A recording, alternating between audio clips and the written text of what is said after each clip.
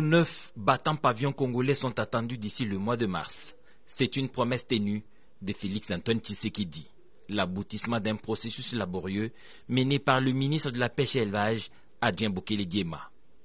Les travaux sur ces bâtiments par les sociétés qui avaient gagné le marché sont terminés une année après leur début, comme l'exigent les usages.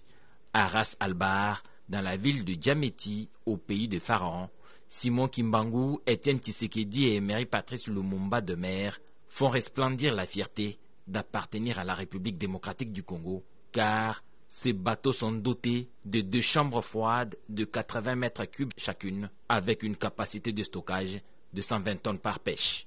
Accompagné de quelques experts de son ministère, Adrien Bokele-Diema a séjourné en Égypte pour s'assurer de l'état technique de ces bateaux.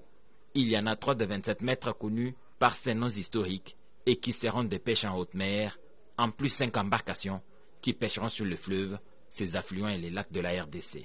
Très satisfait de cette fin de construction des bateaux, le ministre de la Pêche et Élevage s'est clairement exprimé sur le timing d'arrivée de ces engins d'autosuffisance alimentaire voulus par le président de la République, Félix-Antoine Tshisekedi, qui inaugure un nouveau mandat ce samedi. Nous avons 2 petites étapes qui vont nous prendre plus ou moins, en tout cas 3 semaines. D'abord, les essais techniques qui doivent se faire sur la Méditerranée. Je profite de l'occasion pour dire à la communauté congolaise que selon le plan fait, les bateaux vont arriver en République démocratique du Congo au mois de mars 2024. C'est un premier lot qui devait confirmer la capacité du fabricant et rassurer la République démocratique du Congo pour la suite de la flotte. Ces navires sont construits selon un critérium spécifique avec des logements, des réservoirs de pointe, des cales à poissons, des salles de machines, le tout charrié par un moteur diesel.